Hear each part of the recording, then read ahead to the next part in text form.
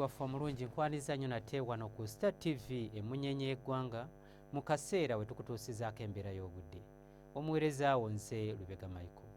Akasana kongedde okwaka mu bitundu by'eggwanga ebisinga obungi, era bwe tutunulira ku bifaananyi ebyo ebikubiddwa ku ssemazinga wa Africa bitulaga ng'omukuubo gw'enkuba gwongedde okuseeseetuka nga gudda mu bukiikaddyo bwa ssemazinga wa Africa, ekireeseewo obudde okubeera obw'omukalwe n'omusana okwaka ennyo mu bitundu by'eggwanga ebisinga obungi.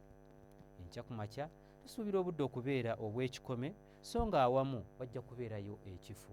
Wabula embeera eno tugisuubira okukyuka, era olw'eggulo tusuubirayo oluwandaggiriza mu bitundu ebyo byetoolodde ennyanja Nalubaale, olwo ebitundu by'eggwanga ebisigaddewo ebirala tusuubira musana okwakira ddala. Ebbugumu erya waggulu tulisuubira okutuuka ku degrees 31 mu bukiikakkono bw'eggwanga lyaffe, so nga ebitundu ebyo ebyebulunguludde ennyanja Nalubaale nga n'ekibuga Kampala mw'okitwalidde, ebbugumu erya waggulu tulisuubira okutuuka ku degrees 29. Yo mu Kabaale ebbugumu erya waggulu tulisuubira okutuuka ku degrees 25. Bwe tweyongerayo mu bibuga ebimu ebiri ebusukkansalo w'eggwanga lyaffe, mu Amsterdam tusuubirayo enkuba okutonya, so nga yo mu New York tusuubirayo obunnyogovu nga bw'amaanyi.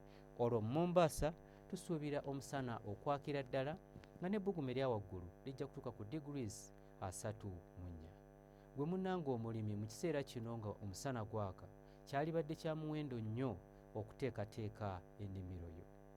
Ebyo bye tukujjidde mu kitongole ky'eggwanga ekivunaanyizibwa ku mbeera y'obudde wano ku Star TV emunyenye y'eggwanga, nze